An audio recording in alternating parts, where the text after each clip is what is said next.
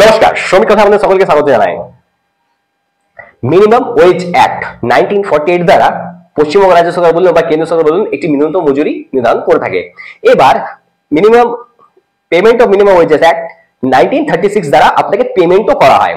বর্তমানে আপনাকে যেন কোনো রকম ভাবে শোষিত না করতে পারে, সেক্ষেত্রে যেখানে কন্ট্রাক্ট বা কোনো আউটসোর্সিং ওয়ার্কার বা যে কোনো জায়গাতে কোনো যদি ওয়ার্ক আপনি করছেন, তো সেক্ষেত্রে আপনাকে ব্যাংক পেমেন্ট দেওয়া বাধ্যতামূলক করে দেওয়া হয়েছে। যদি ব্যাংক পেমেন্ট আপনাকে না দিচ্ছেন, সেই জায়গাতে আপনি যে পরে তার বিরুদ্ধে দেখুন, আপনি ব্যাংকে পেমেন্ট নিন, সেখান থেকে আপনার একটা সিস্টেম আপনার জেনারেট হয়ে যাবে। এবার কথা হচ্ছে, আপনি যদি পশ্চিমবঙ্গের বাসিন্দা, তাহলে পশ্চিমবঙ্গের ক্ষেত্রে দু রকমের ওয়েজ আছে। দেখুন, আপনি যদি কোনো কর্পোরেশন এরিয়ার মধ্যে রয়েছেন, মনে করুন Asansol municipal corporation, Durgapur municipal corporation, Kolkata municipal corporation, এছাড়া আদার্স কোনো এমন কর্পোরেশন এরিয়ার মধ্যে যদি আপনি রয়েছেন, তাহলে আপনার যে ন্যূনতম মজুরি আছে সেটা রাজ্য সরকার নির্ধারণ করে। ওই রাজ্য সরকার যে নির্ধারিত যে মজুরি রয়েছে সেটা কর্পোরেশন এরিয়ার জন্য একরকম, আবার কর্পোরেশন এরিয়া ছাড়া যেটা গ্রামীণ এরিয়া রয়েছে বা গ্রামীণ এলাকা রয়েছে সেখানে কিন্তু আরেক রকম। এটা যে পার্থক্য আছে সেটা আপনি লেবার কমিশনের যে অফিসিয়াল ওয়েবসাইট আছে ওখান থেকে আপনি পেয়ে যাবেন। প্রত্যেক বছর দুবার, প্রথম হচ্ছে জানুয়ারি মাসে, দ্বিতীয় হচ্ছে জুন মাসে, দুবার রিভিশন করা হয়। আর সেটা আপনি যেটা ডিসেম্বর রিভিশন করা হয় সেটা আপনি জানুয়ারি থেকে পেমেন্টটা পান, আবার যেটা জুন মাসে রিভিশন করা হয় সেটা আপনি জুলাই মাস থেকে পান। তাহলে ডি এর যে সিস্টেমটি রয়েছে, সেই ডি এর সিস্টেমটা আপনি মান্থলি যে টাকাটি আপনি পাবেন, সেই টাকাটি কত টাকা পাবেন? ম্যাক্সিমাম এখন যেটা লাস্ট রিভিশন হয়েছে সেখানে আনস্কিল ওয়ার্কারদের জন্য যে ডি এর রিভিশন হয়েছে সেটা কত বেড়েছে? মাত্র 10 টাকা। এবার আপনি একটি কথা বলুন, যদি 10 টাকার মিনিমাম ওয়েজের হিসাবে আপনার যদি গ্রোথ হয় বা আপনার স্যালারি যদি ইনক্রিমেন্ট হয়, তাহলে আপনার স্যালারি আপনি কত বছর বা চাকরি করবেন বা কত টাকাই আপনি আর্ন করবেন? বর্তমানে যে হারে জিনিসপত্রের দাম বেড়ে যাচ্ছে, সেই তুলনায় যদি একটু এইদিকে ধ্যান না দেওয়া হয় বা এদিকে যদি নজর না দেয় স্টেট গভর্নমেন্ট, তাহলে প্রত্যেকবারের মতোই স্টেট গভর্নমেন্টের উপর কিন্তু খুব মানুষের ভরসা আছে যে স্টেট গভর্নমেন্ট কিছু করবে, কিন্তু স্টেট গভর্নমেন্ট সেই জায়গাতে কোনো কাজ করছে না। উল্টা এমন এমন স্কিম নিয়ে আসছে যেখানে লক্ষ্মীর ভান্ডার মতো একটা থার্ড ক্লাস স্কিম, সেই স্কিমগুলোতে 1000 টাকা করে দেওয়া হচ্ছে ঘরের মহিলাদেরকে। সেই স্কিমটা একটি বেসলেস স্কিম, এই স্কিমের কোনো মানে হয় না।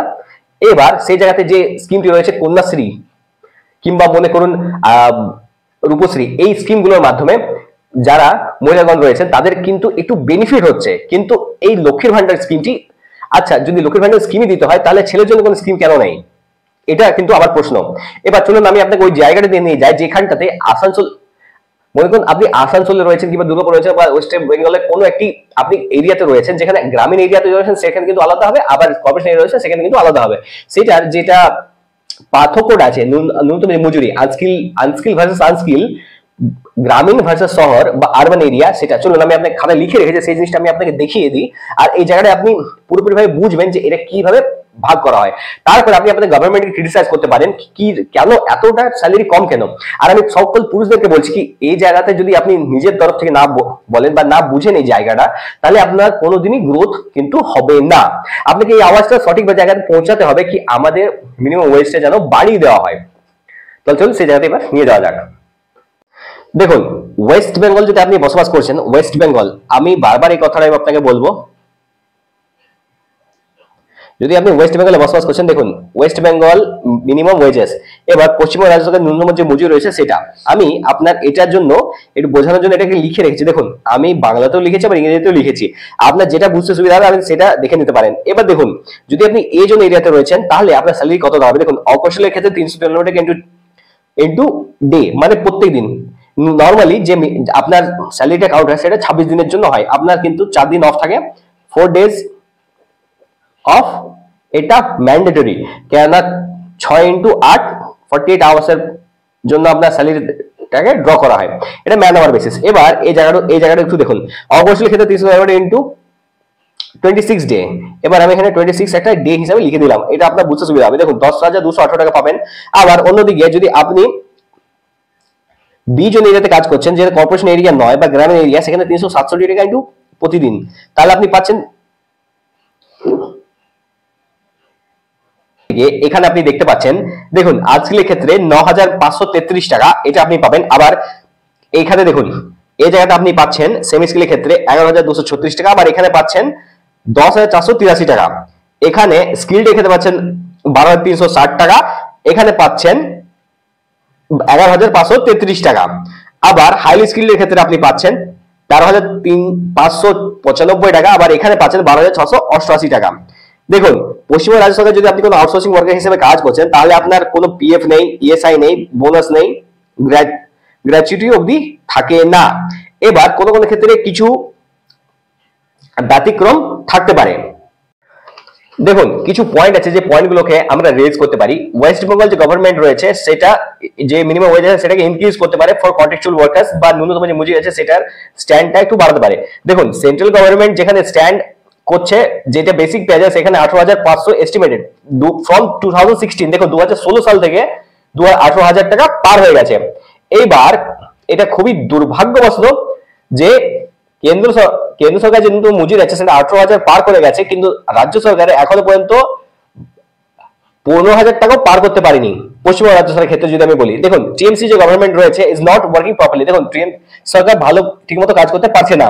হোয়াইল 2016 এসএলএসটি রিক্রুটমেন্ট যে একটা প্যানেল ছিল, সেই প্যানেলটাকে পুরো ক্যান্সেল করে দিয়েছে অনারেবল সুপ্রিম কোর্ট। দেখুন, সুপ্রিম কোর্ট দ্বারা এটা পুরোপুরি ক্যান্সেল করা হয়েছে because of its fake policy. দেখুন, ফেক পলিসি মানে কি রূপ ভাবে এটা বলতে পারি, যেখানে টাকা লেনদেন মারফত রিক্রুটমেন্ট দেওয়া হচ্ছে, তাদেরকে চাকরি দেওয়া হয়েছে, চাকরিতে জয়েনিং লেটার দেওয়া হয়েছে, এবার চাকরি করার পর 10 বছর পর চাকরি করার পর হঠাৎ করে তাদের চাকরি চলে যায়। তো রাজ্য সরকারের অবস্থা এতটাই নগণ্য।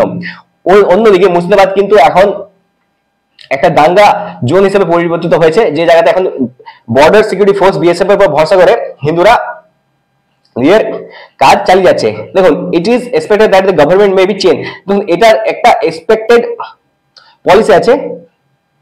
দেখুন, আমরা অ্যাকচুয়ালি একটা এক্সপেক্টেড করতে পারি কি পশ্চিমবঙ্গ রাজ্য সরকারে যে গভর্নমেন্ট বর্তমানে রয়েছে সেই গভর্নমেন্টের সাথে যে অন্য গভর্নমেন্ট আছে যে কিনা যাকে আমরা কম্পেয়ার করি, যেখানে আমরা বলতে পারি ও আমার কম্পিটিটর, তো টিএমসি ভার্সেস বিজেপি এবার হতে চলেছে। কিন্তু দুর্ভাগ্যবশত পশ্চিমবঙ্গ রাজ্য সরকারের বসবাসকারী যিনি রয়েছেন, যারা ভোট দেন, আমরা পশ্চিমবঙ্গ রাজ্য সরকারের অধীনে থাকা যে মানুষজন রয়েছে সেটা কিন্তু 10 কোটিরও বেশি আছে। এবার 10 কোটির ভিতরে আমরা নো ডাউট এটা খুব ভালো করেই বলতে পারি কি 4 কোটির উপর মুসলিম সম্প্রদায়ের মানুষজন কিন্তু রয়েছে।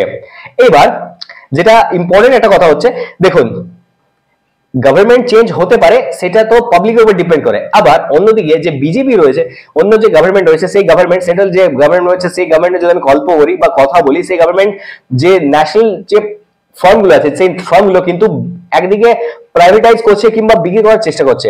অলরেডি অনেক কিছু বিক্রি হয়ে গেছে। যদি আমি এখানে খুব সামনে বলি, আমি বার্নপুরের একটা কথা বলি, বার্ন স্ট্যান্ডার্ড বন্ধ হয়ে গেছে, হিন্দুস্তান কেবলস বন্ধ হয়ে গেছে, এসএসসি সিমেন্ট পুরোপুরি ক্যান্সেল, সেখানে রিক্রুটমেন্ট নেই গভর্নমেন্টের, সব এবার আউটসোর্সিং হয়ে গেছে। তো আবার সেলের আন্ডারেও ম্যাক্সিমাম জায়গাতে আউটসোর্সিং চলে এসছে। এবার সেলের মধ্যে যদি আমরা তুলনা করি, তাহলে সেলের সব হসপিটালগুলোকে এজেল আন্ডার দেওয়ার একটা কথা হয়েছে। এবার এজেল আন্ডার সেখানে একটা রিক্রুটমেন্ট বেসিসে কাজ করবে। তো এই যে গভর্নমেন্ট আছে, এই গভর্নমেন্ট সঠিকভাবে কাজ করতে কিন্তু মোটেও পারছে না। অন্যদিকে স্কিম দিয়ে কিংবা ওই 1000 টাকা 2000 টাকার যে গল্পগুলো বলে ভোট নেওয়ার যে ভোট আদায়ের একটা সিস্টেম চলে আসছে, এটা কিন্তু খুবই নিন্দনীয়। এখানে কিন্তু যারা এডুকেশনের সাথে জড়িত রয়েছে, মনে করুন যে শিক্ষা পাবে, শিক্ষা যেখানে পাস ফেল ছিল এককালে, সেইটা সম্পূর্ণভাবে অ্যাবলিশ করে দিয়ে তো তারা কিন্তু আর সেইরূপ ভাবে সমাজ কিন্তু গড়ে তুলতে মোটেও পারবে না। এবার দেখুন, অনেকে মনে করতে পারে বিজেপি গভর্নমেন্ট হয়তো ওয়েস্ট বেঙ্গলে চলে আসবে, 2026 আছে, সেখানে কিন্তু মিনিমাম ওয়েজ এটা হয়তো বেড়ে যাবে কিংবা অনেক কিছু পরিবর্তন হয়ে যাবে। তো মোটেও না, এখানে কমিউনিজম বা অ্যান্টি মুসলিম পলিসি বা হিন্দু ফেভারেবল পলিসি চালিয়ে কোন রকম ভাবে মানুষজন কিন্তু ভোট মোটেও দেয় না। সেখানটাতে দেখতে হয় কি পাওয়ারে আসার পর কতটা সাধারণ মানুষের জন্য, সমাজগত যে শ্রমিক রয়েছে সেই শ্রমিকদের জন্য কি করেছে বা কি করতে পারবে, সেটা হচ্ছে ইম্পর্টেন্ট একটা ফ্যাক্ট। এবার দেখুন, আমি যে জায়গাটা আপনাকে বলতে চাই, সিপিআই, আমি সিপিআইএম এর কথা বলছি না, আমি সিপিআই বলছি, কনজিউমার প্রাইস ইন্ডেক্স। দেখুন, এটা আমি দিয়ে দিলাম স্ক্রিনে। কনজিউমার প্রাইস ইন্ডেক্স হচ্ছে সেই আপনার প্রত্যেক দিনের যে খরচা বাবদ আপনি ভাবতে পারেন যে আপনার মাস শেষে কত খরচা হলো, যেখানে আপনি আপনার লাইফটাকে ব্যালেন্স করতে পারবেন, সেটা হচ্ছে সিপিআই, কনজিউমার প্রাইস ইন্ডেক্স। সেই অনুযায়ী যে আমাদের স্যালারি বা ন্যূনতম যে মজুরি আছে সেটা কিন্তু অনেক গুণ বাড়ার কথা, সেটা কিন্তু বাড়াতে মোটেও এখনো পর্যন্ত পারেনি স্টেট গভর্নমেন্ট এখনো পর্যন্ত টাচ পর্যন্ত ওটা করতে পারেনি, মানে কতটা নিচে নেমে আছে। কেন্দ্র সরকারের জন্য তো মজুরি আছে, যেখানে কিন্তু 18,500 সামথিং কিছু এস্টিমেটেড আছে। সেই জায়গাটা আমরা স্টেট গভর্নমেন্টকে রিকোয়েস্ট করতে পারি সেখানে রিভিশন করে, একটা রিভিশন বোর্ড গঠন করে সেই জায়গাটা একটু বাড়িয়ে দিতে। সেখানে বেড়ে গেলে শ্রমিকদের জন্য বলুন বা যে কোনো কর্মচারীদের বলুন, সবার তারা সুস্থ একটু জীবনযাপন করবে। এছাড়া একটা নতুন কোনো পলিসি নিয়েছে যেখানে শ্রমিককে সঠিকভাবে মজুরি দিলে অটোমেটিকলি সেই শ্রমিক ওই টাকাটি খরচা ওয়েস্ট বেঙ্গলের মধ্যেই করবে, বাইরে করবে না, তো সেখানে গভর্নমেন্টের প্রফিটই হবে। কিন্তু অন্যদিকে এটাকে ঘুরিয়ে দেওয়া বা ওই ওয়েজটা যেখানে যাওয়ার কথা সেখানে না, যে এটা অন্য পাবলিকের মধ্যে ছড়িয়ে যাচ্ছে। যেমন মহিলাদের কথা বলি, সেখানে এটা সম্পূর্ণরূপে একটি one sided policy for only women, why not men. যদি এই ভিডিওটা আপনার ইনফরমেটিভ লাগে তো চ্যানেলটা অবশ্যই সাবস্ক্রাইব করে পাশে যে নোটিফিকেশন বেলটা আছে ওটা অলে ক্লিক করে দিন। আমি এরকম অনেক ইনফরমেটিভ ভিডিও আগামী দিনে নিয়ে আসবো। ধন্যবাদ।